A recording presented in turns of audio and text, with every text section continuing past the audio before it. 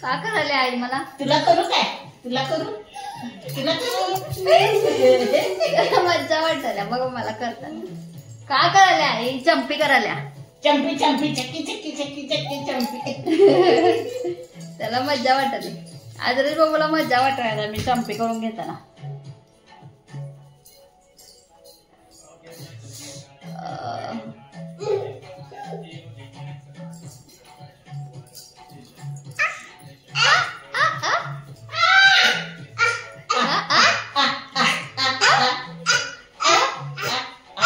कसं करते का बा?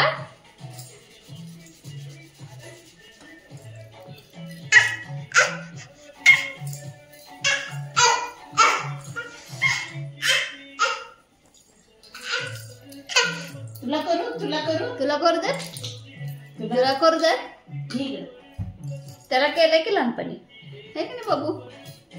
आता पण करायचं कधी कधी, चोळायचं पायाच्या आता तळव्याला. आता बसतच नाही तो. झोपताना तेल लावते बघा तळव्याला. लावायचं, घासायचं, पायाचे गोळे घासायचे, कानसूल घासायची, डोकं घासायचं. ये तू कर ये. करा. बेबी आलेले आहेत, खूप दिवसाले आलेले आहेत. माझं डोकं दुखत होतं, म्हणलं छान तुला चंपी करून देतो. हे सगळं छान मसाज करून दिलेलं आहे. भारी वाटले, हलकं पडले, डोकं दुखायचं माझं कमी आलंय खरंच. तर मी गोळी खाणार होतो. 2-3 दिवस झालं सारखं डोकं दुखायला लागले. त्या म्हणजे आज तुला मालिश करून देतो. एवढं तेल लावल्यात त्यांनी, भरपूर तेल लावल्यात बघू शकता. इथं चंपी छान चंपी करून घेतलेली आहेत. सो त्यांनी काय सांगत होते, त्यांच्या आधीची लाईफस्टाईल सांगत होते. आता तुम्ही तेल लावत नाही तर तुम्हाला तेल लावायला नको म्हणून तुमचं डोकं वगैरे दुखते. सो आधीची लाईफस्टाईल कशी होती हे त्यांच्याकडनं आपण आज जाणून घेऊया. बोला. आम्हाला तिघी बहिणींना आंघोळ शिकी खायनं घालायची. साबण नसायचा. शिकी खाय आधी शनिवारी भिजत घालायची आणि रविवारी ती शिकी खाय शिजवून त्याचा चोथा काढून त्या चोथ्यानी अंग घासायची आणि दगडाने शिकी खायच्या चोथ्यानी आणि शिकी खायनच आंघोळ घालायची. आणि तेल लावून केस सुकवून तेल लावून मग वेणी घालायची. वेणी घालायची कशी, समोर तोंडासमोर केस नको आहे. आमच्या वडिलांना आवडत नव्हतं, बाकीच्यांना घरातल्यांना पण आवडत नव्हतं. इथून अशा वेण्या घालायच्या, मधून भांग पाडायचा, नाकापासून असं बोट लावायचं, मधोमध भांग पाहिजे. आणखीन इथून वेण्या घालून पाठीमाग त्या 2 वेण्या घ्यायच्या, आणखीन पाठीमागच्या वेणीत घालायच्या. आणखीन त्याला साडीची धडीची रिबीन लावायची. साडीच्या धडीची? रिबन नव्हती, रिबन साडीच्या धडीची लावायची. आदिराज खाली उतर. आणखीन आमचं कसं होतं वातावरण आमच्या घरचं की अजिबात असं म्हणजे रात्रीचं इकडं तिकडं कुठं फिरायचं नाही, जास्ती हसायचं नाही, मोठ्या आवाजात बोलायचं नाही. असं आमच्या घरचं असं वातावरण टिकतं होतं आमच्या आई वडिलांचं. काय बोलायचं. आणि खाणं पिणं तर काय आमचं 2-2, 3-3 दिवस आमच्या घरात जेवण नसायचं ना. पहिला परिस्थिती आमची बिकट होती. आमचे वडील शेतात चाकरीला होते. आई रानात 10-12 बायकांचा ग्रुप असायचा. त्या ग्रुपनं कामाला जायची आणि मी माझ्या आई बरोबर जी बाई कामं घेत होती, जी बाई बायका घेऊन जात होती, त्या बाईचं एक बाळ आणि आमचं एक बाळ, 2 बाळ घेऊन आम्ही शेतात खोपीत थांबायचं. त्या 10-12 बायका कामं करायच्या, रानात भांगलायच्या. एका बाळाला झोपवायचं, दुसऱ्याला घेऊन फिरायचं, परत त्याला कोण उठले त्याला दूध पाजायला घेऊन जायचं. लांब लांब अशा असायच्या बायका आणि मध्यभागी कोप असायची आणि तिथं बैल असायची, गाडी असायची, बैलगाडी. मग तिथं थांबायचं आणि रात्रीचं काय करायचं, तंबाखूचा खुडा करायला जातात तेव्हा बायका रात्री जायचं.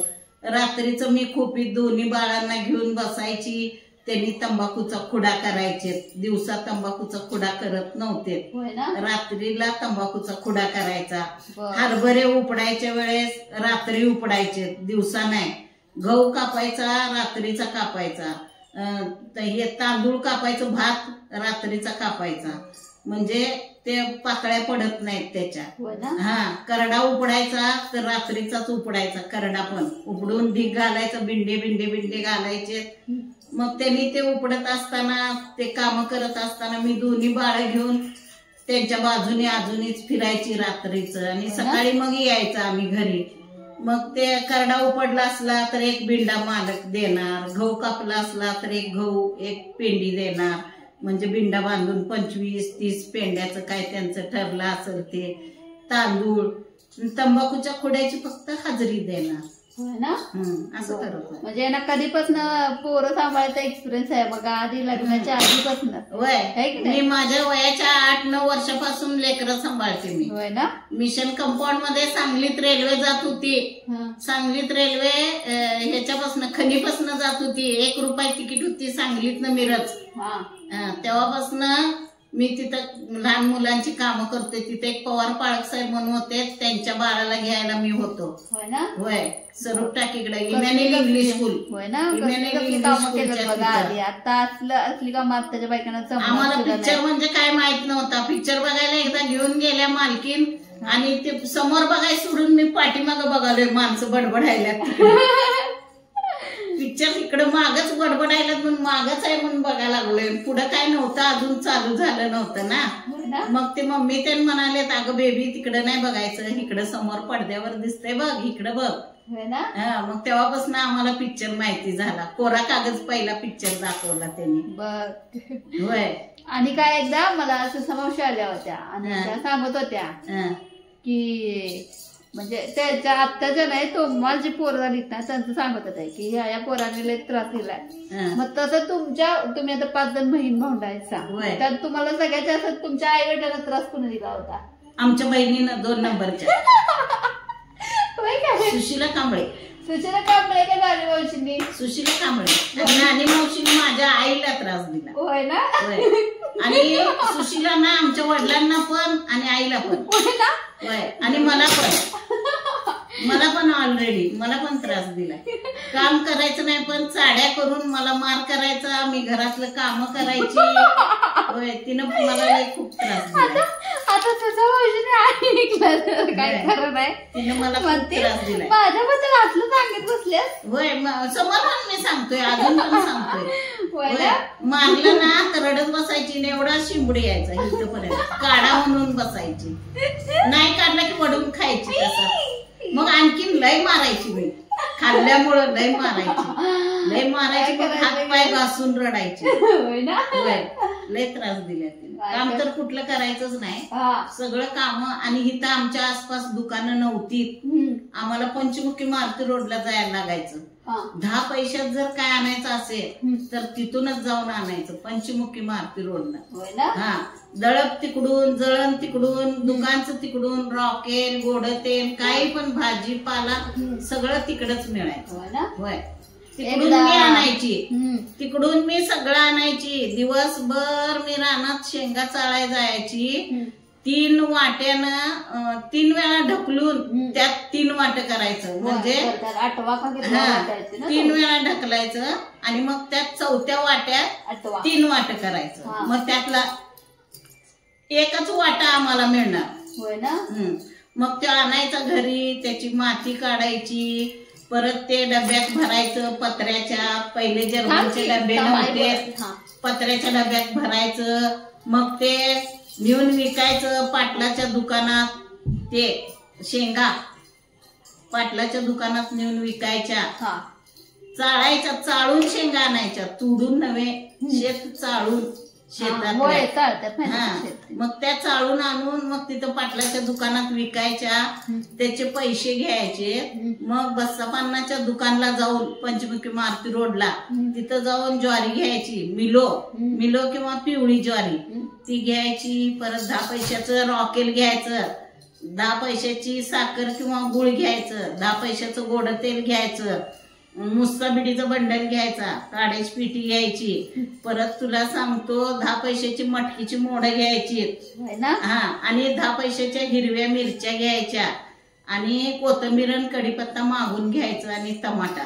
1 टमाटा आणि कोथिंबीर कढीपत्ता द्यायची. 1 कढीपत्त्याची काडी आणि एवढीशी कोथिंबीर आणि 1 टमाटा द्यायची. ती 20 पैशाचं आम्ही घेतल्यावर तेवढं मागितल्यावर द्यायची. मग परत गिरणीत यायचं. ती ज्वारी निवडायची. दळायला टाकायची. आणि गिरणीवाल्याचीच वकार होती. तिथं जाऊन 1 रुपयाच्या साली घ्यायच्या. 1 रुपयाच्या साली घ्यायच्या, साली लाकडाच्या साली निघलेल्या ते घ्यायच्या आणि मग ते दळप झालं की नाही, दळपवाल्याला पैसे द्यायचं, 5 पैसे 10 पैसे दळपाचे काय होईल ते द्यायचं. मग ते मोड त्या पिठाच्या डब्यात ठेवायची, मिरच्या पिठाच्या डब्यात ठेवायच्या, गोड तेल पिठाच्या डब्यात ठेवायचं काय, आणि ते लाकडं बांधलेलं ते डब्यावर ठेवायचं आणि रॉकेलची बाटली, बिडीचा बंडल आणि काड्याची पिठी ते तेवढं हातात घ्यायचं आणि मग घरी यायचं. मग आई भाकरी करायची, मिरच्या तव्यात भाजून द्यायची. मग त्या मिरच्या आणखीन मीच वाटायच्या. काय नाही, त्या मिरच्या मीच वाटायच्या, परत आईला द्यायच्या. मग आई मटकीच्या मोडाची आमटी बनवायची, प्रत्येकांना 1-1 भाकरी आणि मटकीच्या मोडाची ज्वारीचं पीठ लावून केलेलं कालवण प्रत्येकांना द्यायची. असं म्हणजे मी कुणाकडनं सुसा मावशींच्याकडनं एकदा ऐकलेलं की तुमचं म्हणजे सगळ्यांचं खाणं वेगळं वेगळं असेल, तुमच्या आई वेगळं वेगळं खाणं करून द्यायची तुम्हाला. खरं आहे का? मग काय असेल ते देणार, वेगळं वेगळं. मामांना पलीकडे मामा आहेत त्यांना डाळीची आमट्यात भाकरी लागायची, त्यांना ती तसं. त्याच्या बाबांना आता आमची परिस्थिती सुधारल्यावर आणि यांच्या बाबांना चपाती आणि लागायची, वांग मसूर. आता परिस्थिती सुधारल्यावर म्हणजे नानूबाई नोकरीला लागल्यावर आमची परिस्थिती सुधारली. आणि त्यानंतर कुणाचं सांगत होत्या ग, दानी मावशींचं पण सांगत होत्या काहीतरी, त्यांना पण वेगळा लागायचं. तिचं लय असायचं, ती जेवताना कोण जायचं नाही. पैशाचा गुळ 5 पैशाची किंवा 2 पैशाची पावडर आणलेली गुळाचा चहा करून द्यायची. कामावर दिलेली फुटकी कप आम्ही घासून फळीवर मांडायचं. होय, आणि ती मग कप घेऊन चहा प्यायला बसायचं सगळेजण. होय, आणि 10 पैशाचं जाऊन 4 आण्याचं जाऊन पाव आणायचं, बिकरीतलं पावाचं तुकडं ते खायचं. ती बी असलं तर असायचं, नाही तर नाही. गुळाचा चहा एवढा एवढा प्यायचा आणि झोपून टाकायचं. घरात सगळा चिक्कल, ते सगळं चुलीतली राख घेऊन आई सगळ्या घरात विस्कटणार आणि सळा त्यानं झाडून परत चुलीत लावणार आणि त्यात ती पोत्याची पटकार टाकून द्यायची अंतरायला. असल्या परिस्थितीत आम्ही जीवन काढले. पण कुणाची चोरी लांडी लबाडी असलं काय आम्ही केलं नाही. कष्टाने मिळवलं, कष्टाने प्रामाणिकपणानं कष्ट केलं आणि कष्टाच्या जीवावरच आजपर्यंत आम्ही जगतोय. आणि कुणाचा 1 रुपया पडला असला तर आम्ही घेतला नाही आतापर्यंत. होय ना? होय, कामावर जरी आम्हाला धुण्यात एखादं चॉकलेट किंवा पैसे गावलं असलं तर आम्ही त्यांच्या फ्रीजवर नेऊन ठेवणार. आम्हाला नको. आमचं कष्ट आमच्या प्रामाणिक राहत होते. आता पण तसंच आहे आमचं, अजूनपर्यंत तसं आहे. म्हणून देवाने मला एवढ्या अडचणीतनं मला माझं बायपासचं ऑपरेशन झाले, 9 ब्लॉक होते, त्यातनं पण मला देव बाप्पांनी वाचवले. देवाचे उपकार आहेत. परमेश्वर माझ्या बरोबर आता आणि सदा सर्व काळ आहे. त्यामुळे मला कुठल्या गोष्टीची भीती नाही. होत्या लाईफस्टाईल आज काय बोलू देणं झालं. चला व्हिडिओचं एंड आम्ही करतो.